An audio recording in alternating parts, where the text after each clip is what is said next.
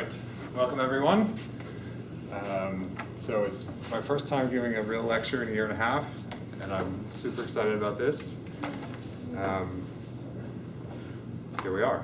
All right, so we have a little bit of boring stuff to discuss today, but I want to start with some fun stuff, and then we can talk a little about the course after I get through some of the fun stuff. Okay, so this is a course on black holes and quantum information. It turns out that these two topics are very closely linked to each other.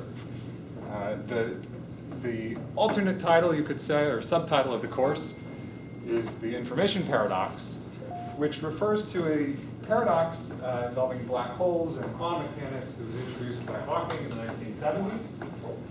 That paradox remains unsolved. It's at the heart of how we think about black holes in a quantum theory, how we think about the microscopic structure of black holes, and how to think about black holes in the ultraviolet. And the way this course is going to work is that we're going to discuss various aspects of quantum gravity, high energy theory, how they fit together, with an aim of being able to understand the status of the information paradox in the last few weeks of the course. So that's where we're heading. But I want to start by sort of setting the stage by discussing the problem of quantum gravity and how it's different from some of the problems that we've confronted, we as a species have confronted and solved in quantum field theory.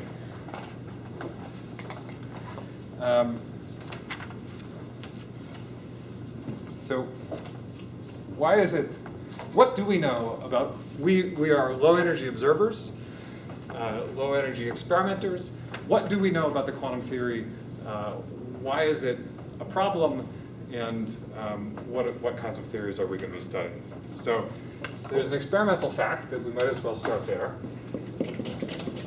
The experimental fact is that there is a massless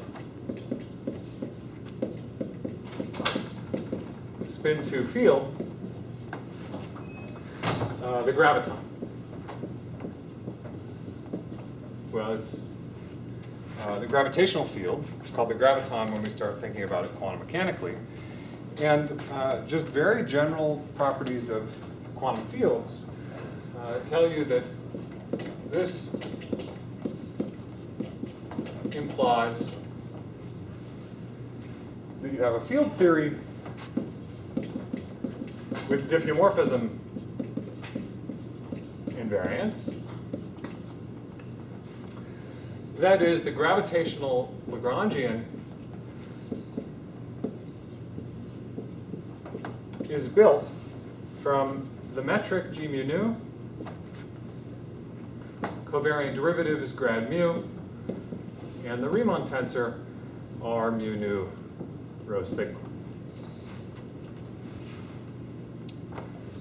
Let me remind you that R is built from two derivatives acting on the metric tensor. Good. So there are many ways to understand this. I'm not really going to discuss this. One way to do it is to count degrees of freedom of a massless spin-2 field and compare that to the equations of motion of these objects with diffeomorphism invariance. That's something that's often done in a GR class. You can find it in books. We're just going to skip it. What I want to discuss is what this tells us about gravity from the low energy point of view. So that is, if we start out by viewing gravity as a low energy effective field theory. By the way, I should have said at the very beginning, I know there are lots of different backgrounds in this class, lots of different people coming from lots of different places, and I want to really encourage everyone to speak up, ask questions, just jump in, just shout at me if I don't make any sense, throw tomatoes. I want this to be interactive. I don't want to just stand here talking for the whole time. So just jump in. Okay. Yes. How do we know that the graviton is massless, not just very light? We don't. We don't. We know that it's, well,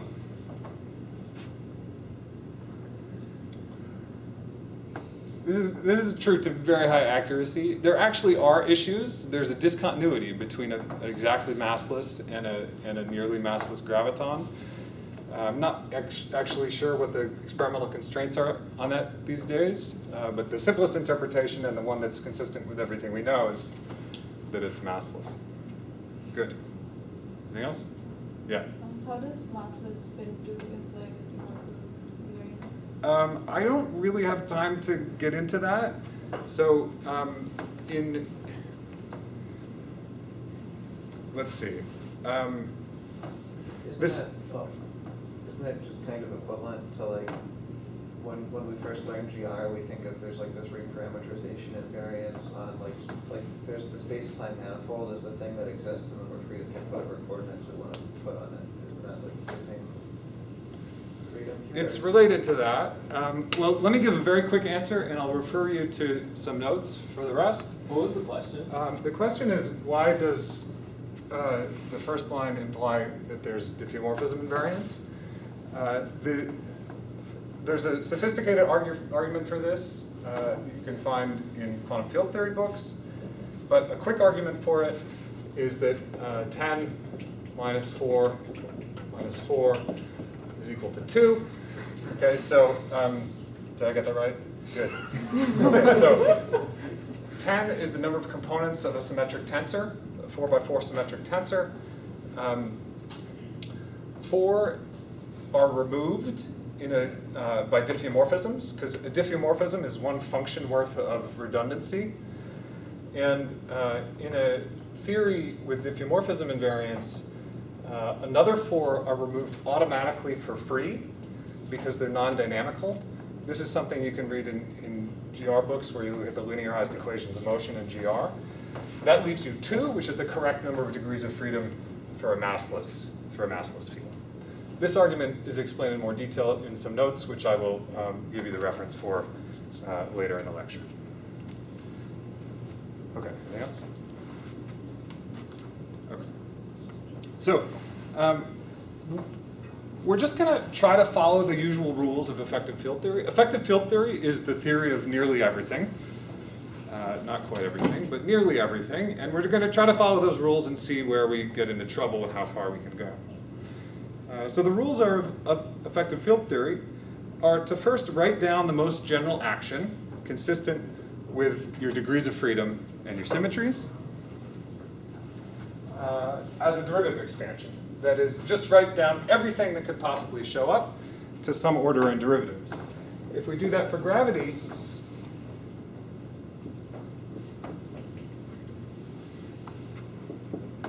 then it's conventional to call the coefficient 1/16 pi g Newton. And then we just start writing everything consistent with diffeomorphism invariance. The first term is by convention called -2 lambda, because lambda is the cosmological constant. The second term is r, the scalar curvature. That alone would be Einstein's theory. But there's nothing sacred about that action.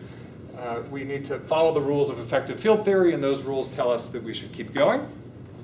So at fourth order in derivatives, which is quadratic in the curvature, there are 3. There's r squared, there's r mu nu, and there's r mu nu rho sigma, r mu nu rho sigma. And you could keep going, but that's all right now. So so this is what we've got up to fourth order in derivatives. we should also include, if we want to be complete, we would include the matter fields of the standard model here as well. But that isn't going to really change much of what I have to say today. Now, the second aspect of the rules of effective field theory are that the coefficients in this expansion follow dimensional analysis. Okay. In other words, we should be able to read off the coefficients by just looking at the mass or length dimension of these operators and then declaring the coefficients to be something order 1 times the correct powers of mass. So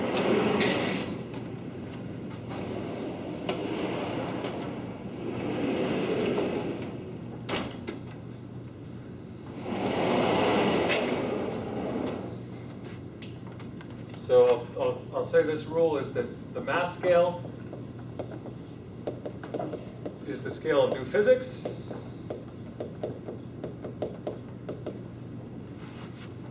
And we said that the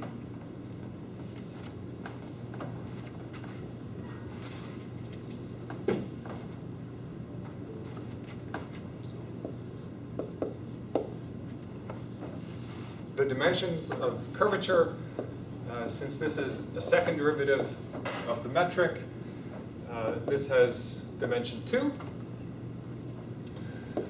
So looking at our, so the convention is to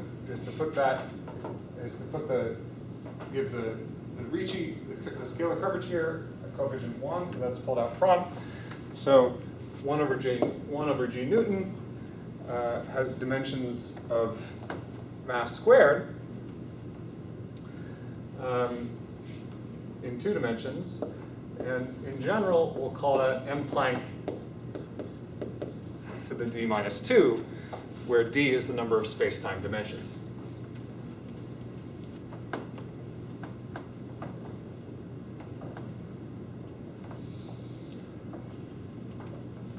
The simplest, most naive version of effective field theory would say that we should just use that mass scale everywhere in this Lagrangian.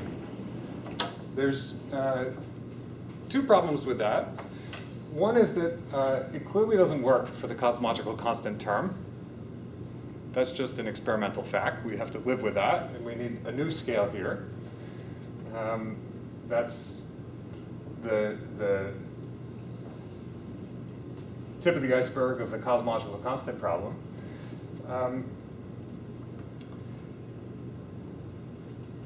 So that's an issue.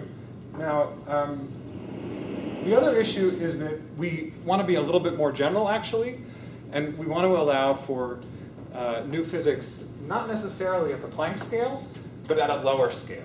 So let me explain that.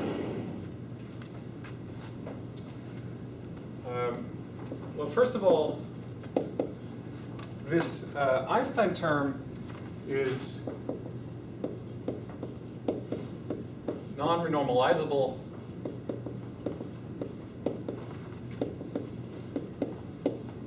in more than 2 dimensions. If you know what that means, then great. If not, then we're going to have some version of it in a few minutes. And this means that we must have new physics at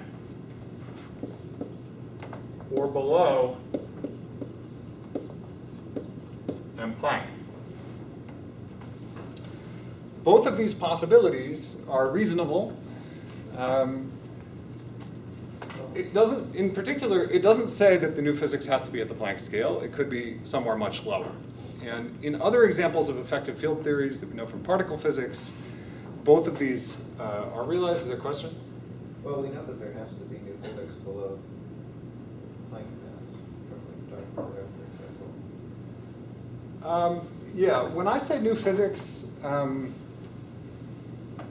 well, I'm gonna have something to say about that, but adding a dark matter particle is not going to help. I'll have something to say about that. And that's one of the things that makes gravity different and hard. Okay. So if the new physics is at the Planck scale, then we think of that as a UV completion that's strongly coupled.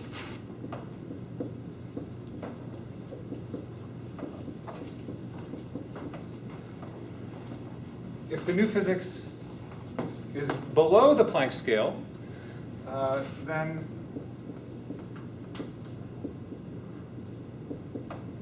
that's a UV completion that's weakly coupled. This doesn't refer to, it doesn't mean it's weakly coupled everywhere. What this is referring to is how strong is gravity at the new physics scale.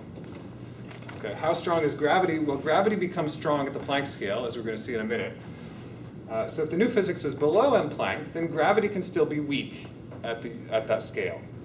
If the new physics is up at the Planck scale, then it's already in the regime where gravity is strong. Now, both of these possibilities are realized in other versions of effective field theory. For example, QCD at very low energies is the theory of pions. That's a strongly coupled theory, and it's UV completed by, well, it's weakly coupled in the deep infrared, but it's strongly coupled at the scale of the UV completion, which is where the pions, where you can see the fact that they're made of quarks. So this is like a QCD-like situation. A situation where we have a weakly coupled UV completion would be the electroweak theory, if you think of that as UV completing the four Fermi's theory of the weak interactions. So there you have, well, Fermi's theory showed that you needed new physics below a few hundred GeV, but actually the mass of the W or Z boson is in the 70 or 80 range. So it's weakly coupled at that scale where you have the new particles coming in. And both of these could be realized in quantum gravity. We don't know which one it is. Both of them are realized in different corners of string theory. So in perturbative string theory, pretty much by definition, we're in this situation where the perturbative strings come in at some scale below the Planck scale. In other corners of string theory, like M theory, it could be more like this situation. We're not really going to use details of string theory, but I will often make comments like this about how things work in string theory, and just because that'll give us some context to think about these things. Okay, so let's just define MS to be the scale of new physics. By the way, am I writing big enough for everyone? It's good? Good, okay. So MS stands for the string scale in string theory, but and that's why I gave it an S. But really, it doesn't have to be a string. It's any scale. It's the scale of new physics that fixes the problem with gravity. And what that means in terms of our low energy effective theory is that these coefficients, C1, 2, 3, all go as 1 over ms squared in 4 dimensions by dimensional analysis. And ms is, let's say, less than or equal to m Planck. So if it's much less than m Planck, we have weakly coupled UV completion. If it's of order m Planck, then we have a strong coupling at the UV completion. Okay.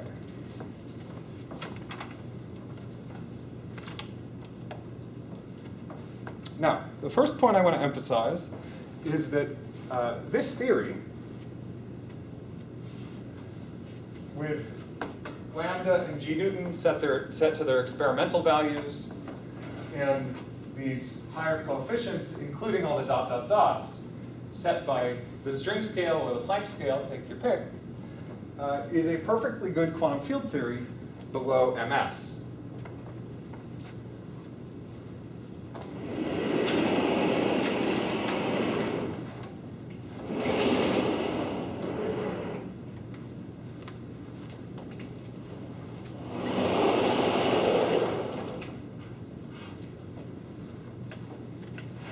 And this is generally true about non-renormalizable effective field theories. This is how effective field theory works, and it's why it's so great. Oh, this is kind of hard. What about the eraser? This is a chalk eraser. There's another towel on the floor. Maybe I just have to fold it around. Yeah, maybe try to keep your towels back there.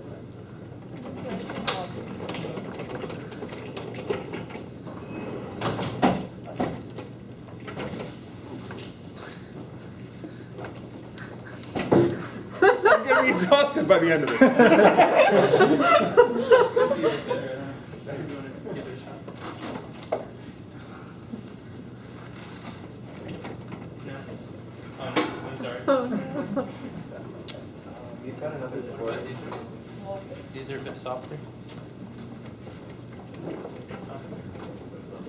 I mean, this is okay. This will do. After each board, 5 people will rush up and clean it. Do you want to raise it? Yeah. Sorry, I started raising it. No, it's fine. It's fine. Okay, that's good. Okay, so this theory that we've just written, I'll add to it S matter. Being a little schematic here, they're not really, the S matter can also involve Riemanns in it. Yeah. So you wrote there that all the constants C1, C2, C3, they all were proportional to the same power of the new scale? Well, 1, 2, and 3 were all proportional to ms squared. The higher ones will have higher powers of ms because of dimensional analysis. Oh, okay. Those were all R squared terms, and that's why they all came with a m squared. So F's grav plus Fs matter is a perfectly good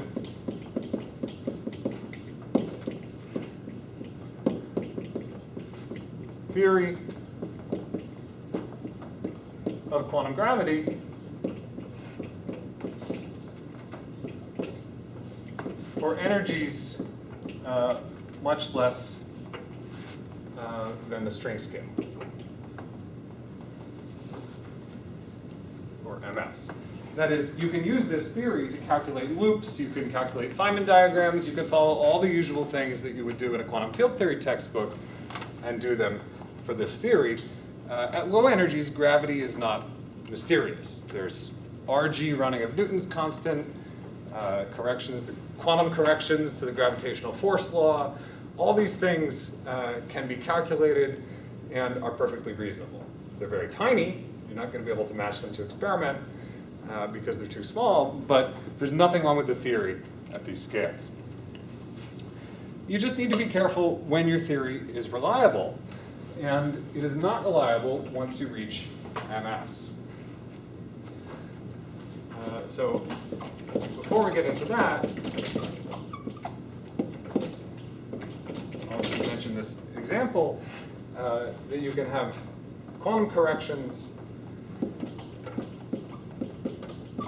to Newton's law, or really to Newton plus Einstein classical general relativity. So where do these come from? Well, just as always in quantum field theory, the quantum corrections come from loops. So if you want to calculate the gravitational potential, you should look at a 2-to-2 scattering process, and the 2-to-2 scattering of gravitons.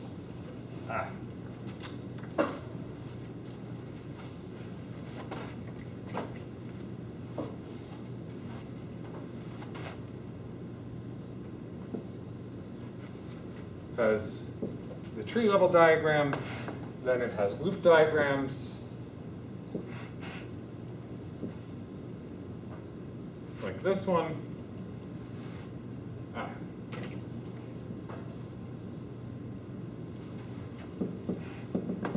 Plus dot, dot, dot. There are other diagrams as well. I just picked these to illustrate the power counting. So every time you see an interaction vertex, it's going to come, yeah. Did you commit to MS being the string scale or not? Well, I'm calling it the string scale, but it doesn't necessarily have anything to do with strings. it could be the Planck scale. So anytime we see an interaction vertex, the Feynman rule for that interaction vertex is going to come with the coupling constant, which is root g Newton. So each of these vertices comes with a root g Newton. Therefore, this first diagram goes as g Newton.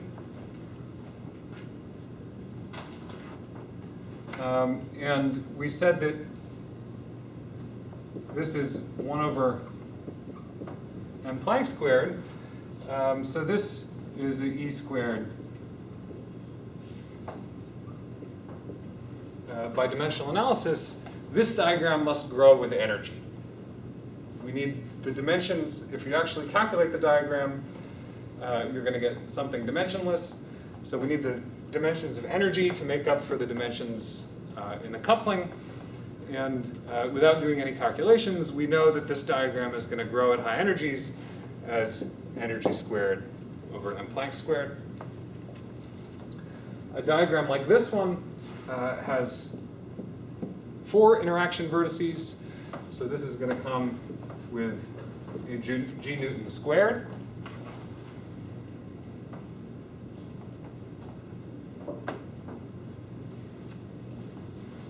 And therefore, this diagram goes as e to the 4 over m Planck to the 4. So when you write out this Feynman diagram expansion, you can see that we're going to end up with an expansion in energy squared, m Planck to the 4. We're going to end up with an expansion in energy divided by m Planck.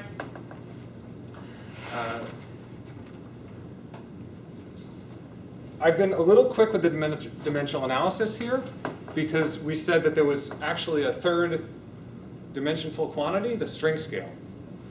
Okay, so this analysis was, strictly speaking, this is only correct if all those higher curvature terms are expressed by m Planck.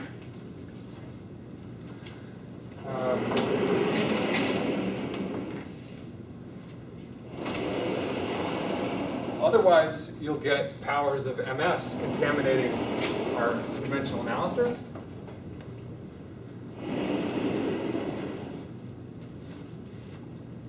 But we can easily see what those are going to do.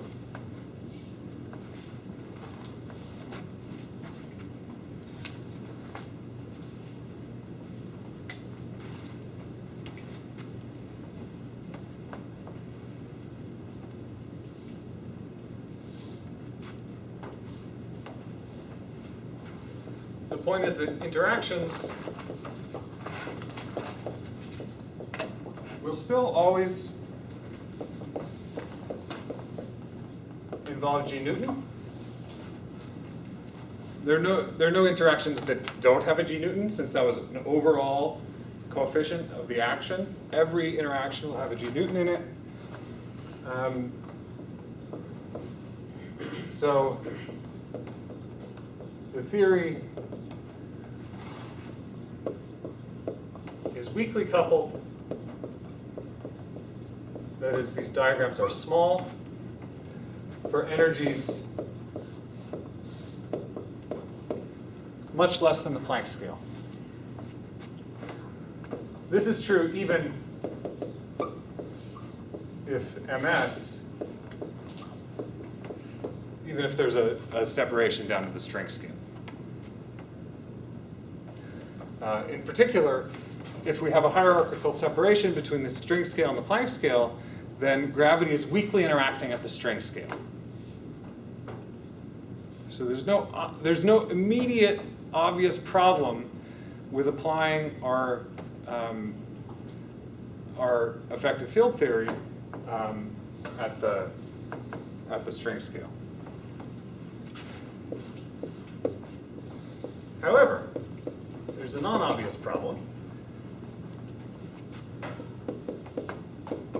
And this I'm going to state without proof. This theory is one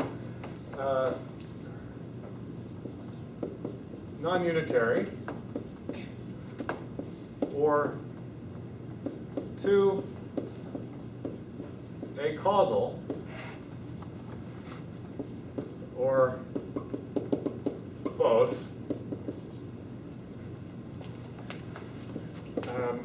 for energy greater than around ms.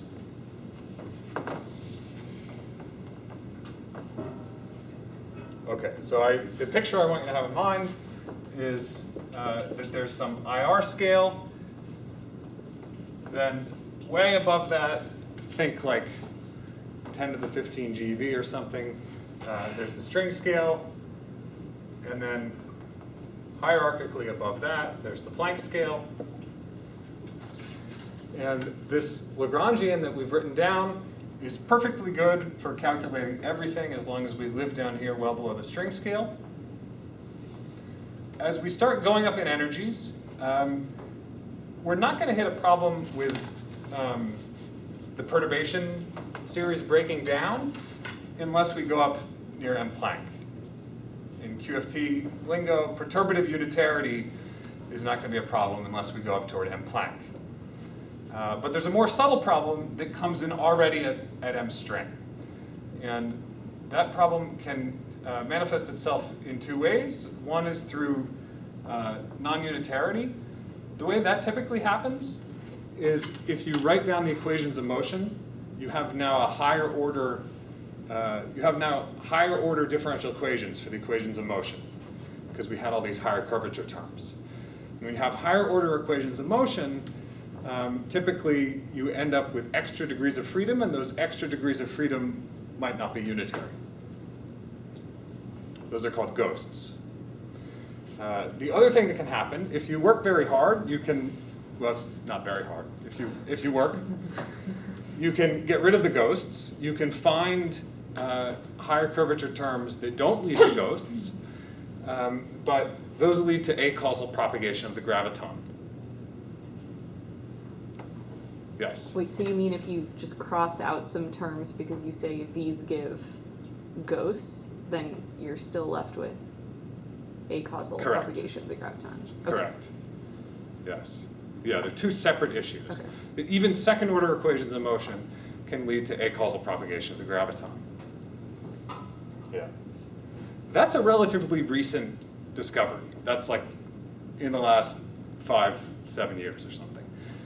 I think it was always sort of believed that the structure was similar to what I'm saying, but really understanding what goes wrong is relatively recent. Okay.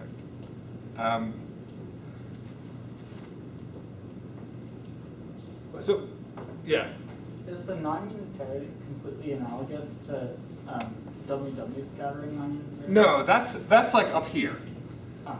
That's analogous to what happens at the Planck scale. This is different. It comes from the fact that you have higher order, you have like 4th order differential equation as the equation of motion. It's the problem with ghosts. Yeah, so it's a bit different. Good. Anything else?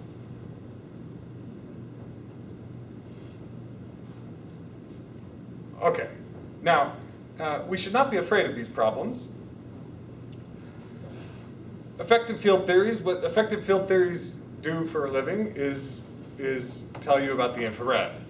And when the effective field theory starts giving you nonsense, you know that you're not supposed to throw up your hands and walk away. You're supposed to UV complete it. Okay, so what this is telling you is that you must have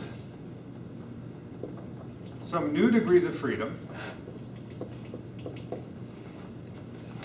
around the string scale.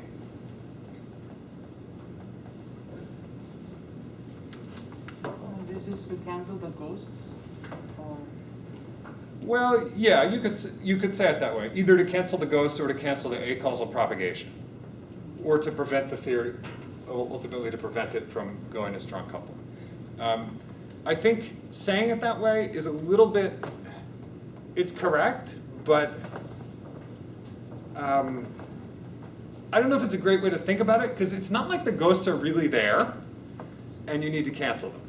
The way to think about it is that the ghosts are an artifact of your bad description.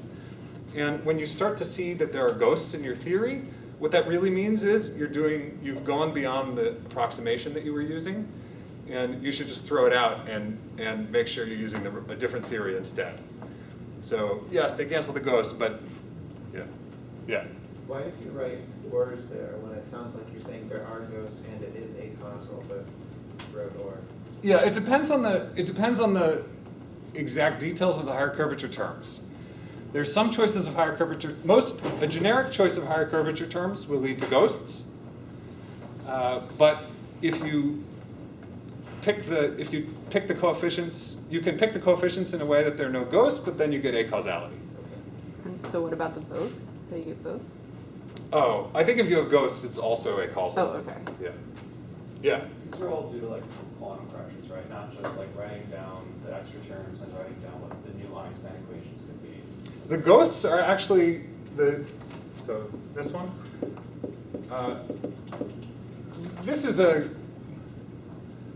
No, these are both classical effects, actually. These are both classical effects. So like, if you have F of R gravity, then you get like fourth order field equations. You get like a new scalar degree of freedom. That's a ghost.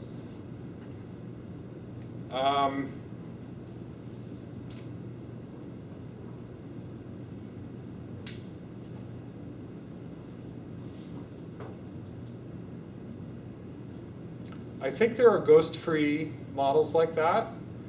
I'm sort of not counting them because they're trivial. There's some change of variables where you've just added a scalar. So I'm not even really counting that as having a string scale. I would just do the change of variables and we're back to ordinary GR then. Yeah. Are ghosts always fermionic? No. No.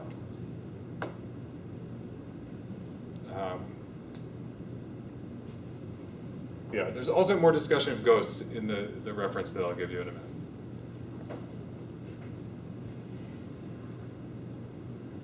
These are classical ghosts, right? So we don't talk about bosonic or fermionic yet. Well, the field is a bosonic field, Ah, okay. but yeah.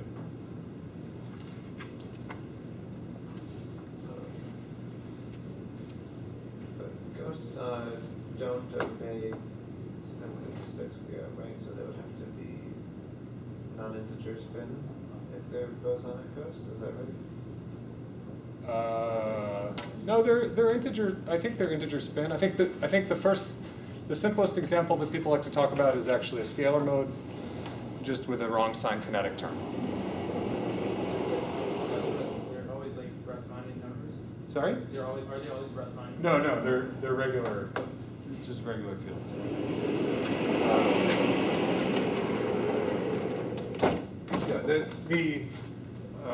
Let's see. I don't have it in my notes, so I'm not sure I can do a great job. But the basic idea is that if you have equations of motion that look like this, then you can you can write the propagator for this, and it has a good term that goes as 1 over p squared, but then it has a wrong sign term due to the presence of this fourth derivative.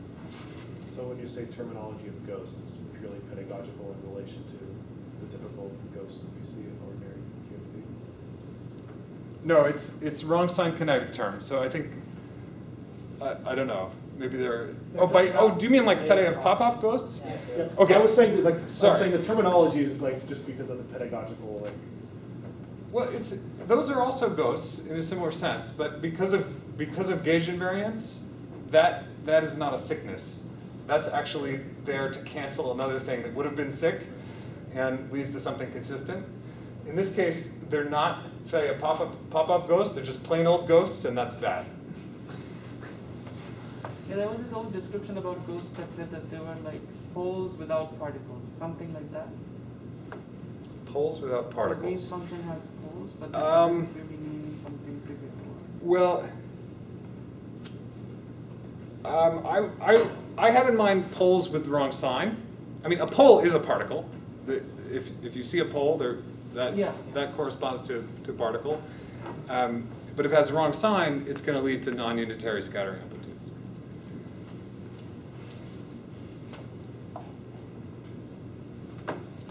Okay, but ghosts are not real things. So I don't want to worry about them too much.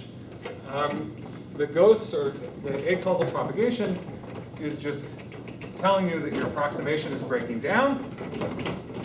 So what are we going to do?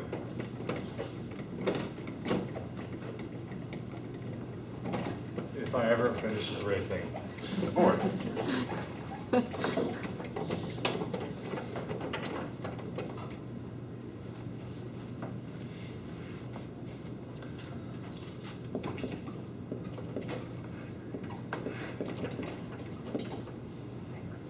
Let me say probably requires. As I said, this is an active area of research, and this is not a theorem, but as far as we know, it seems to require. There are strong arguments that it requires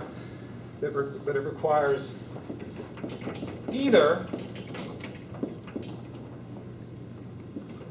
strong coupling,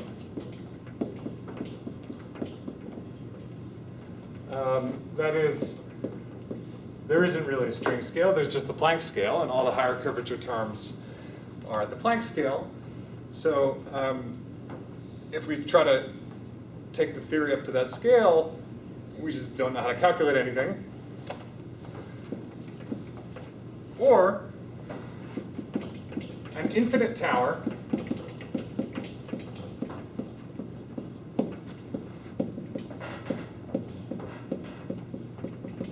of higher spin particles, spin 4, 6, 8, dot, dot, dot, all the way up to infinity, at or near MS. I thought that there was a theorem that there can't be elementary higher spin particles. Yeah, this is another way of, this is another side of that theorem. It roughly says that once you include, that theorem roughly says that you can't include a higher spin particle in an effective field theory by itself. That's what it would mean for it to be a fundamental particle. And this is a similar kind of statement. You cannot just include one by itself. One way of thinking about this is that we said that if we get rid of the ghosts, then our graviton is going to propagate acausally. So we can try to fix it by adding other stuff. But if you just try to add a little bit of extra stuff, it doesn't work. It just introduces as many new problems as it fixed. So you have to add more higher spin stuff, and so on. Once you get past spin 2, you can't stop. And this is a big thing about, this is a big piece of what makes gravity different. That we succeeded, say, in the standard model of UV completing it by adding the Higgs. And then you can stop, at least for a while. But with gravity, as soon as you get to the scale of the higher curvature terms, you are essentially forced to include infinite tower of new stuff.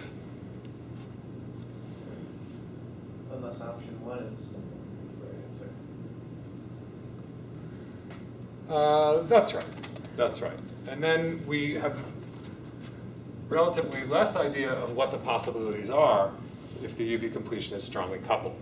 We're kind of in the dark there. We have some examples, but we're kind of in the dark.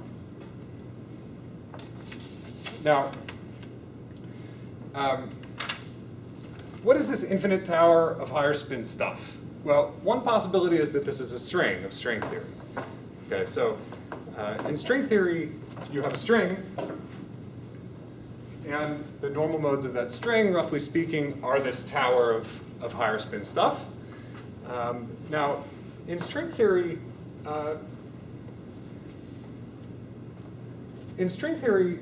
this tower has further structure. In string theory, this tower is organized into linear Regge trajectories. If you don't know what that is, it doesn't matter. But the point is that the string packages together all of these higher spin things into one object. So it gives you a lot more information about them and tells you how they're all related to each other. It gives you much less freedom. So that's the only way we know of adding some weakly coupled stuff at some scale in order to fix the problems that we see with the graviton. But general arguments don't necessarily force us into string theory. We don't have like a bottom up. The kind of reasoning I'm using here is called bottom up because you imagine we started at low energies and asked how can we complete it? We're trying to go up in energies. We don't have a bottom up argument that string theory is the only way, but it's the only example that we have. Okay. What about like with quantum gravity or something? It's not developed enough to be an example of this. It doesn't even have the low energy theory. So it doesn't even fit into this discussion. Okay, so the situation as we've described it is that we have an expansion in curvature. We have an expansion in curvature with the scale ms or mp.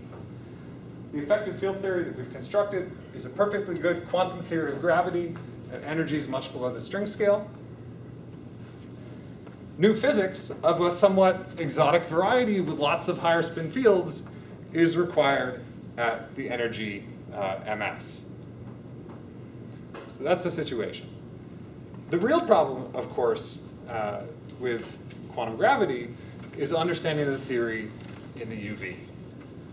And that is where we turn now. Okay, questions? Yeah. So if we had to think of this theory as arising from compactification of string theories, right? So then we would also have some infinite tower of Karuza-Klein modes. That's right. So have you also included those? Because that introduces another scale. Good. Yes, that's right. The answer is that from a bottom-up point of view, we don't know how to distinguish between the string scale and the Kaluza-Klein scale. I think it's probably possible, and we should try to figure it out. But at this point, there aren't the two haven't really been disentangled. Yeah. Is there any hope at all of like experimentally measuring quantum corrections before we get to the string scale?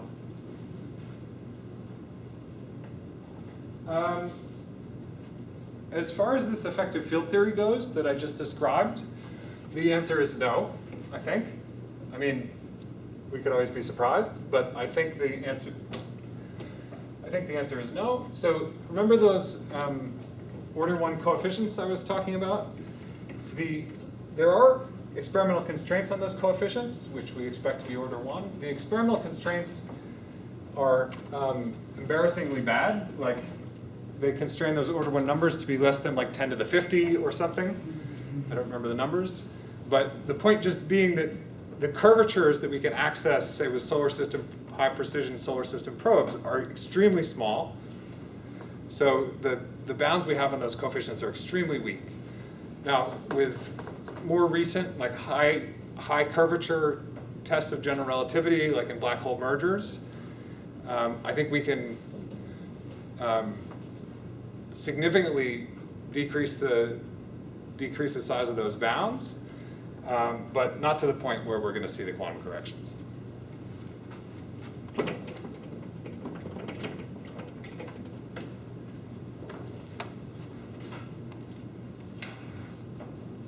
That's not to say that we can't see imprints of quantum gravity in the real world.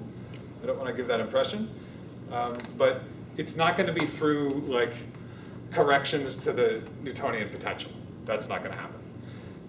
If we're going to see them in the real world, it's going to be through cosmology or some deep new insight about black holes or subtle non-locality or something along those lines.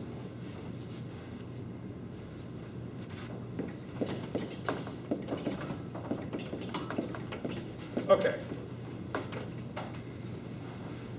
So we don't know the answer, of course, about how do UV complete this theory and what it looks like in the UV. But I want to make a few comments about what is known.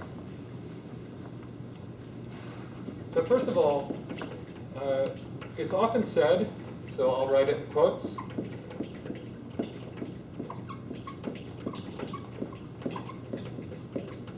that quantum gravity has no local observables. Okay, so what does that sentence mean? Well, what that really means is that it's bad in quantum gravity to try to calculate something like this.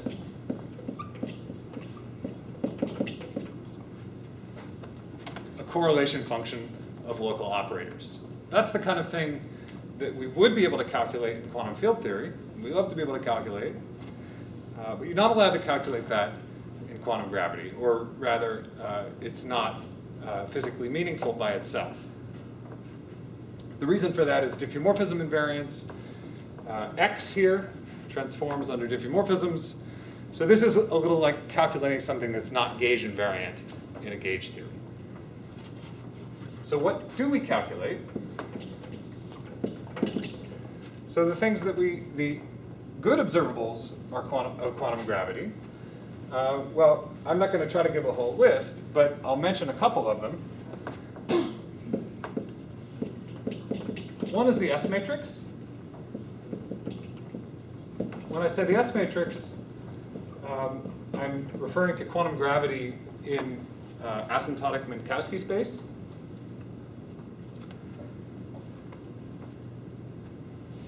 The S matrix, well, it's very parallel to the story in gauge theory.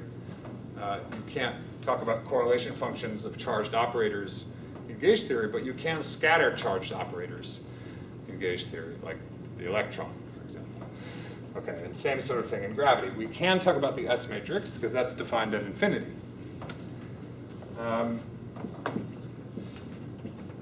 There's a generalization of the S matrix that's very powerful in some situations called boundary correlators. These make sense in anti-de Sitter space-time, which we'll have a lot to say about. The anti-de Sitter space-time is sort of shaped like a box. Everyone says it's a box, and then they draw this picture. It's not a box. It's like a round box. It's sort of shaped like a round box. In that it has a time-like boundary. That boundary is infinitely far away, but massless particles will hit that boundary. Okay, so you should think of this as being like the infinity. Abstractly, it's like the infinity in Minkowski space-time. And what that means is that you can calculate correlation functions of operators that live out at infinity on this boundary. Okay, so then you get something that looks a little like these bad observables, but you have to put the points at infinity. Okay, so these correlators at infinity, or boundary correlators, are sort of the starting point for talking about holographic duality in the ADS-CFT correspondence. We'll have a lot to say about that. Now, since I just told you about the observables with 0 CC, that is flat space, and then I told you about the observables with in anti-de Sitter, which is a negative CC space-time, then logically speaking, the next thing I should tell you are the observables in quantum gravity with positive CC. So this is lambda equals 0, lambda less than 0. So lambda greater than 0, the maximally symmetric space-time is de Sitter. Or more generally, cosmology, such as the cosmology that we actually live in, our universe has a positive CC. So what are the observables in quantum gravity here? This is an exercise for the class. The answer is we don't know.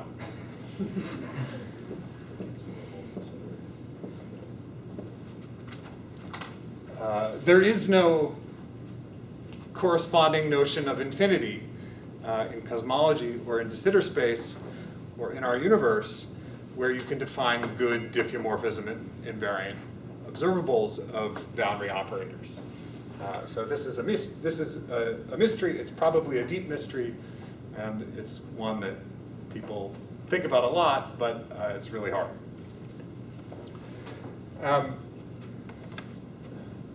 There's one other, I'll mention one other kind of good observable in quantum gravity.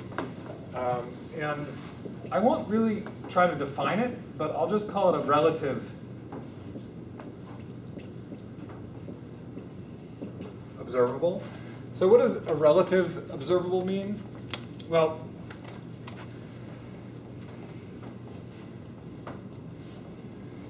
defining these local observables by a point x is what got us into trouble with diffeomorphism invariance. We could try to define the point x in a diffeomorphism invariant way. Like, instead of saying phi of x, we could say, like,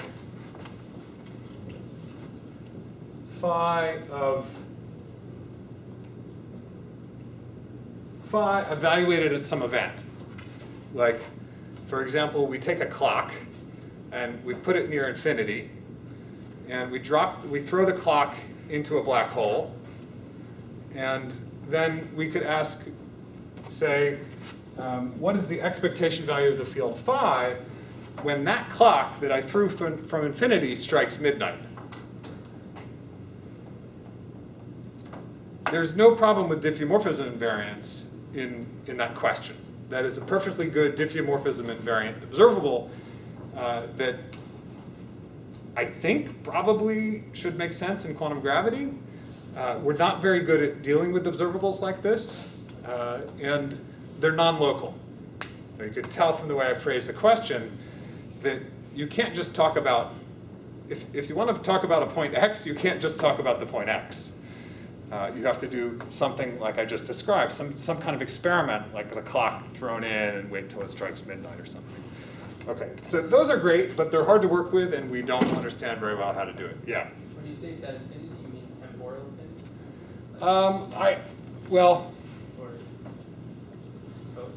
I had in mind null infinity. If you know what that is, great. If not, we'll talk about it. And for now, I'll just say it's where photons go if you send them.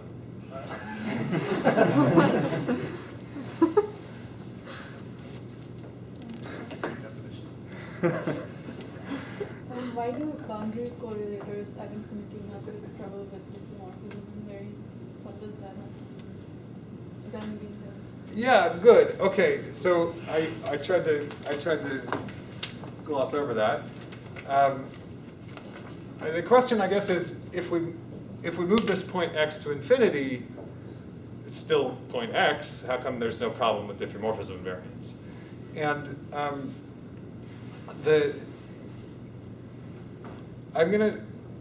I think I'll postpone too much discussion of this, but let me say it this way. It's similar to scattering in electrodynamics. That you can get away with doing some gauge invariant, some stuff that looks like it might be gauge dependent if it's at infinity, like in an S matrix. It's similar to that.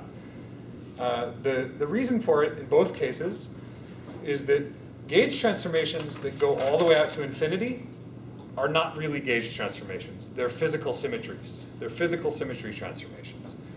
So diffeomorphism, so if x is just like some random point like in this room, and you do a diff that moves x around, that's like a gauge symmetry. It's a redundancy of the theory that is just a redundancy of description. And that's the kind of thing that you don't want your observables to depend on, that redundancy. But if x is out at infinity, then moving that point around is a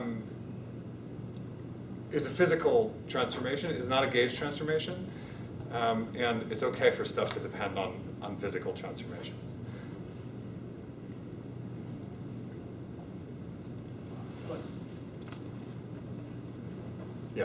Yeah, in gauge theories, we can always define non-local gauge invariant observables like Wilson loops, right? So the analogs of those in gravity, they fall under which of these categories?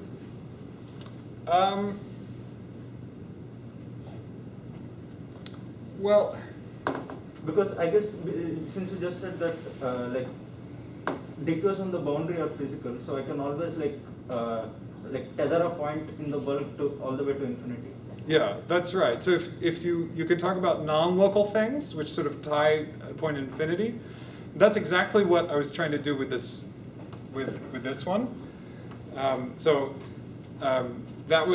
That clock was tying the point to infinity. It was kind of like the Wilson line in your example. I think relative observables are possibly a little bit more general than that, because maybe that clock wasn't sent from infinity. Maybe it was maybe it came from past infinity instead of null infinity. There may be different choices, but it would fall into that class. But like suppose I'm calculating correlations in some black hole space-time, and I say that that event is like the horizon of the black hole. So where am I making reference to infinity then?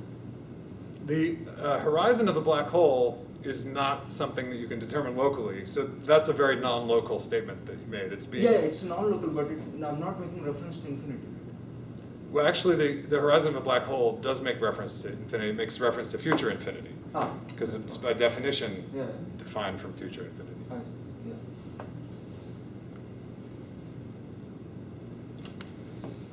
Okay, comment number 2. The graviton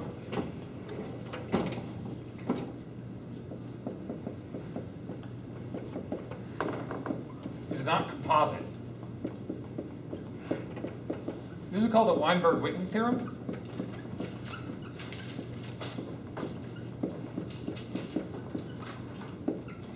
And the reason this is important is because the way I described the problem of quantum gravity, the problem of UV completing this effective theory, it sounded a little bit, it sounded like it might be a little like the theory of pions in QCD.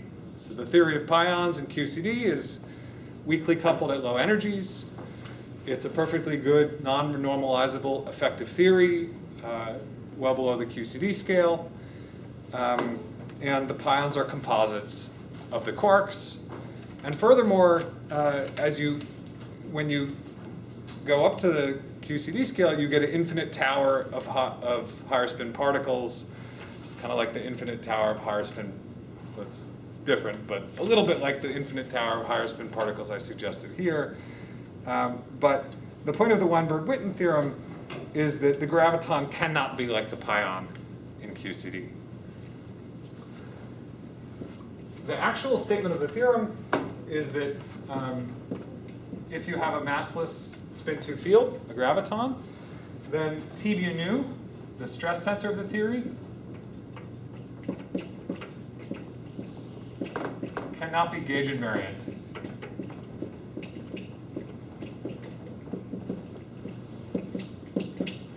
In the ultraviolet. So it can't be that diffeomorphism invariance emerges in the infrared as some kind of emergent symmetry. That can happen in gauge theory. Like you can have emergent U1 gauge theory. It happens in kinetic bands, but it can't happen in gravity. So we seem stuck. If we have a graviton, it's renormalizable and it breaks down in the ultraviolet. But Weinberg-Witten says we can't just eliminate it from the UV theory. This diffeomorphism invariance has to play some role all the way up into the ultraviolet.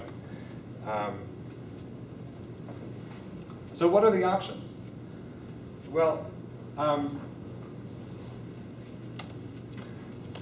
as we said, an option is that there are new degrees of freedom. Well, the requirement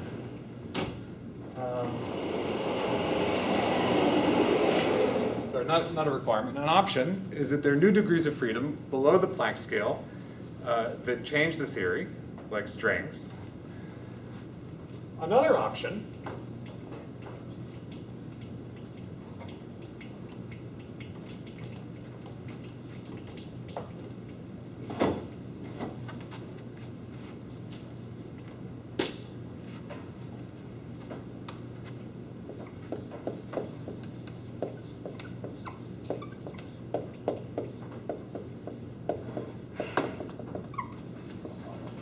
is emergent spacetime.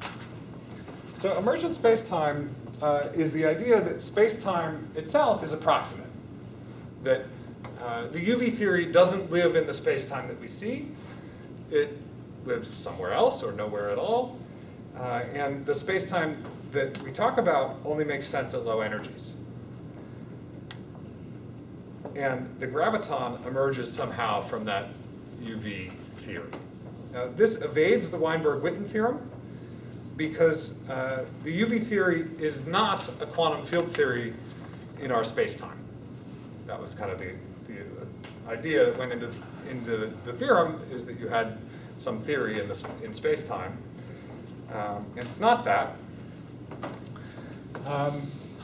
And very roughly, just to whet your appetite, let me say that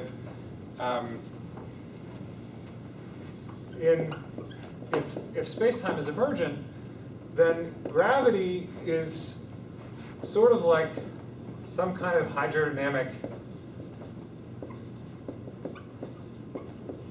description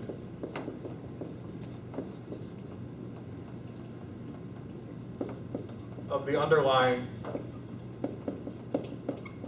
degrees of freedom.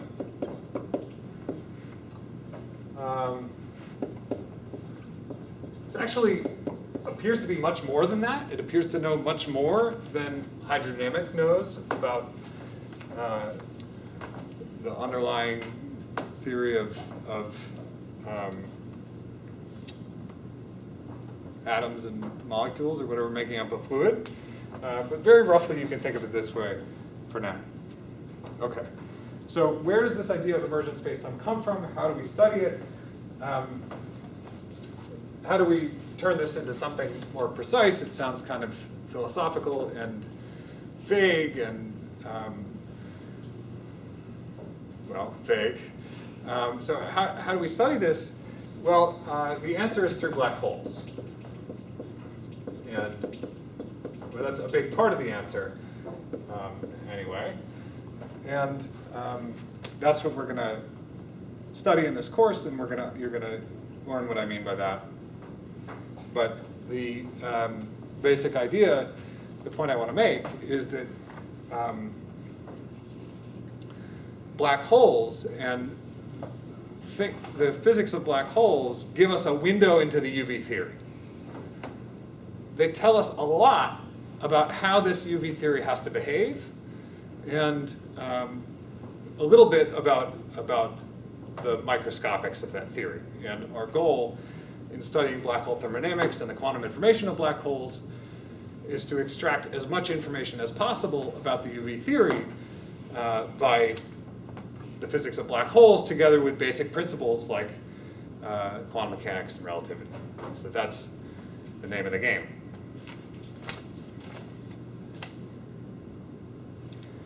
Okay. Which problems does the emergent spacetime solve?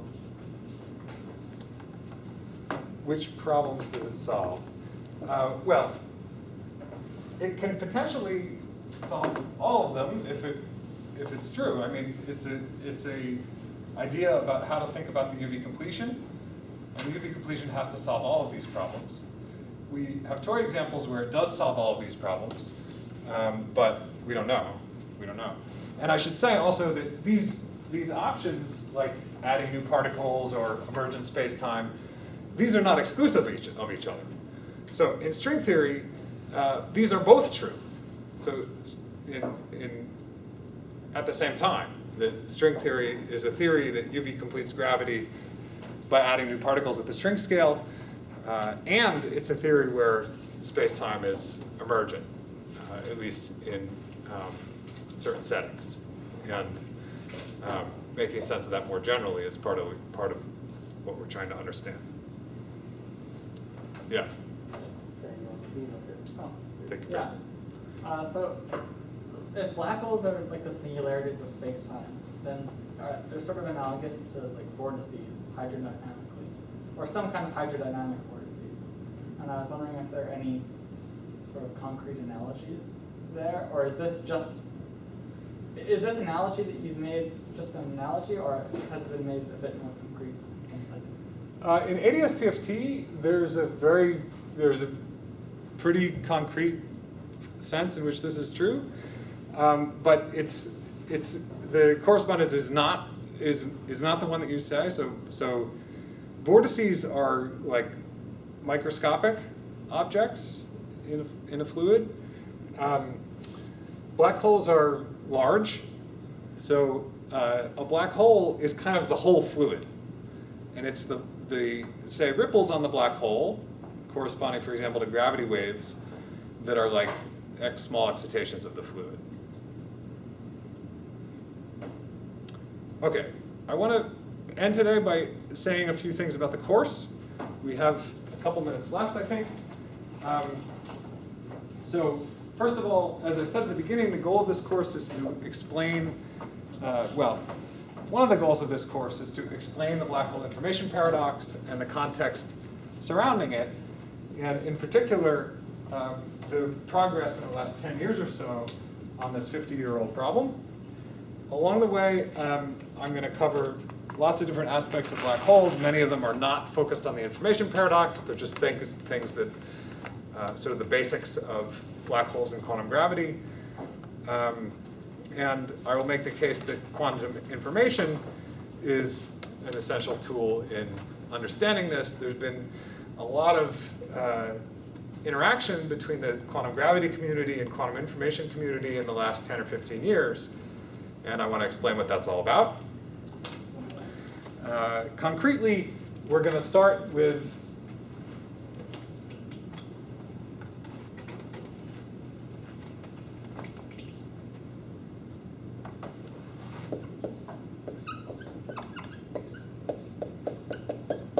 some QFT.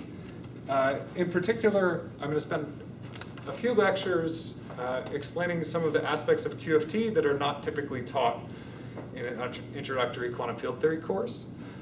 As far as prerequisites for this course, I am going to assume that you've taken a semester of quantum field theory and a semester of GR.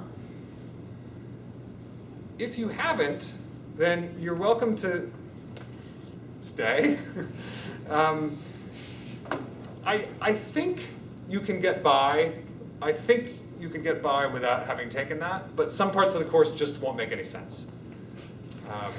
But that's okay. You know, if the course is pass-fail, and we'll get into what that means in a minute, but I think you can still get something out of it. The parts of QFT that we're going to, so this lecture was probably one of the more QFT-heavy lectures. I'm not really going to talk about scattering amplitudes ever again, except maybe in the last lecture or two. But if you don't know what it means when I write 5x, then a lot of things I say just aren't going to make much sense. So we're not really going to use like the methods that you learn in perturbative QFT, but it's good to know them. Okay. So we're going to do some of the aspects of QFT that most of you haven't seen. Then we're going to talk about black hole thermodynamics.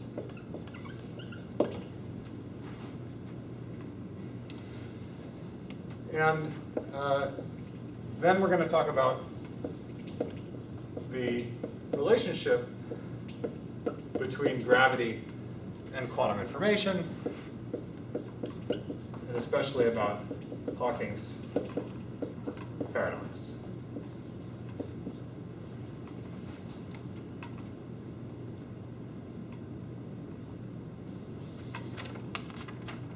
I aim to be flexible here. You know, I'm not quite sure yet who's in the class. I'm going to try to talk to you and find out. But I think that there are vastly different people in this course, and I hope you'll, you know, there are parts of the course where I can go fast or slow. I hope that at least everybody who's had some QFT and some GR, I think you should definitely be able to get something out of this course, and I can slow down where needed. Just talk to me.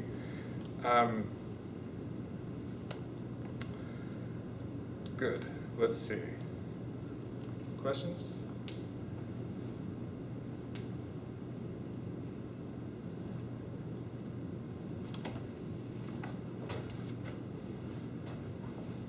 couple of logistical points.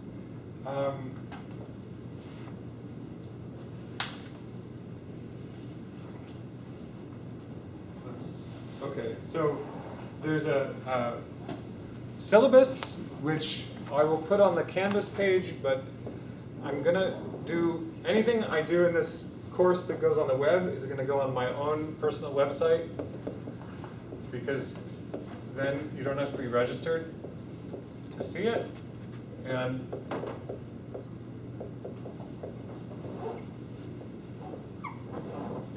that's the URL. Okay, so the syllabus has been posted there. I also posted a couple pages worth of references and bibliography of some general comments on sources to get you started. I taught a topics course 6 years ago on a similar topic, and this course, so that course, all the materials from that course are on my website. I typed up all the notes for that course, so you can find them all on there. And this course is going to be a little different, so I think it's going to be of order 50% the same and 50% different, for those keeping track. And there will be some lectures that are totally, basically indistinguishable, and then I'll refer you to the typed notes from last time as reading. But there will also be parts of what I do this time that are just new or where I've changed the emphasis. So that's, well, you can find it just by going to I think I linked it from this page, so you can find it there. So that course has some notes called Quantum Gravity and Black Holes, and I'll call that QGBH, and I'll refer you to the lecture notes as appropriate in these lectures. Yeah. Which two intersections do you expect with this course and the course from 2 years, a year and a half, 2 years ago? The GR course? The GR2 course. Um, Went through this on? Not a whole lot. Not a whole lot. We'll do black hole thermodynamics, which we did there, but not so much. Yeah. The first part of this, some QFT, do you mean like the first 5 or so weeks? Because there were 3 points. No, the QFT would be much faster. I guess, I'm not sure yet, but maybe 2 weeks.